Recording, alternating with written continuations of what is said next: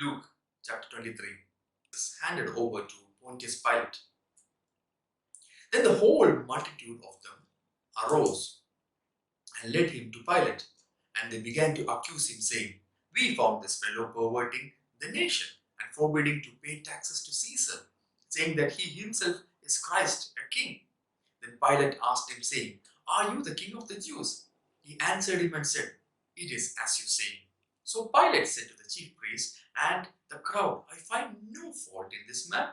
But they were the more fierce, saying, He stirs up the people, teaching throughout all Judea, beginning from Galilee to this place.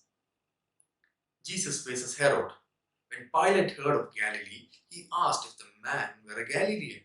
And as soon as he knew that he belonged to Herod's jurisdiction, he sent him to Herod, who was also in Jerusalem at the time.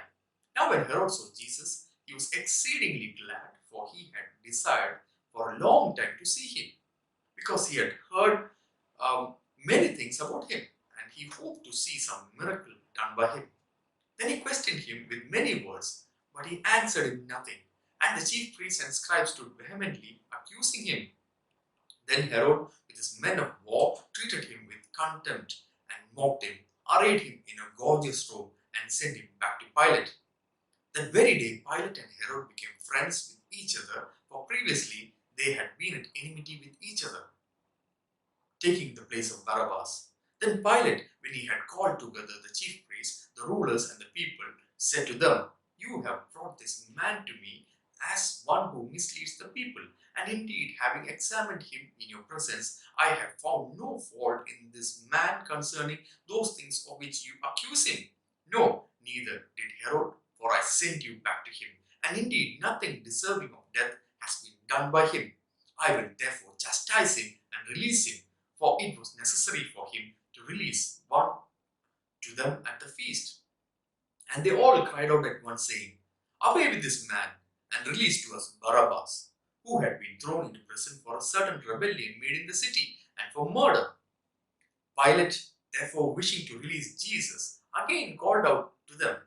But they shouted, saying, "Crucify him, crucify him." Then he said to them the third time, "Why, what evil has he done?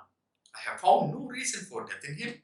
I will therefore chastise him and let him go." But they were insistent, demanding with loud voices that he be crucified. And the voices of these men and of the chief priests prevailed. So Pilate gave sentence that it should be as they requested. And he released to them the one they requested, who for rebellion and murder had been thrown into prison, but he delivered Jesus to their will. The king on a cross. Now as they led him away, they laid hold of a certain man, Simon, a Cyrenian, who was coming from the country, and on him they laid the cross, that he might bear it after Jesus. And a great multitude of the people followed him, and women who also mourned and lamented him. But Jesus, turning to them, said, "Daughters of Jerusalem, do not weep for me. Do not weep for me, but weep for yourself and for your children. For indeed the days are coming in which they will say, Blessed are the barren, wombs that never bore, and breasts which never nursed. Then they will begin to say to the mountains, Fall on us, and to the hills, cover us. For if they do these things in the green wood, what will be done in the dry?" There were also two others, criminals, led with him to be put to death. And when they had come to the place called Calvary, there they crucified him, and the criminals, one of the right hand and the other on the left.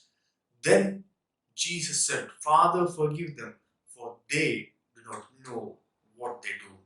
And they divided his garments and cast lots, and the people stood looking on. But even the rulers with them sneered, saying, "He saved others, let him save himself, if he is the Christ, the chosen of God." The soldiers also mocked him, coming and offering him sour wine, and saying, "If you are the king of the Jews, save yourself." And an inscription also was written over him in letters of Greek, Latin, and Hebrew, "This is the King of the Jews."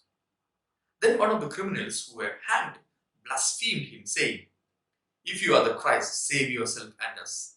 But the other answering, rebuked him, saying, Do you not even fear God, seeing you are under the same condemnation? And we indeed justly, for we receive the due reward for our deeds. But this man has done nothing wrong. Then he said to Jesus, Lord, remember me when you come into your kingdom. And Jesus said to him, Assuredly I say to you, today you will be with me in paradise. Jesus dies on the cross. Now it was about the 6th hour, and there was darkness over all the earth until the 9th hour. Then the sun was darkened, and the veil of the temple was torn into two. And when Jesus had cried out with a loud voice, he said, Father, into your hands I commit my spirit. Having said this, he breathed his last. So when the centurion saw what had happened, he glorified God, saying, Certainly this was a righteous man. And the whole crowd who came together to that sight, seeing what had been done, beat their breasts and returned. But all his acquaintances and the woman who followed him from Galilee stood at a distance, watching these things. Jesus buried in Joseph's tomb. Now behold, there was a man named Joseph, a council member, a good and a just man. He had not consented to the decision and deed. He was from Arimathea, a city of the Jews, who himself was also waiting for the kingdom of God.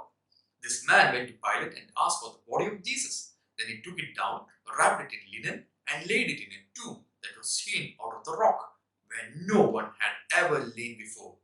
That day was the preparation, and the Sabbath drew near. And the woman who had come with him from Galilee followed after, and they observed the tomb and how his body was laid. Then they returned and prepared spices and fragrant oils, and they rested on the Sabbath according to the commandment.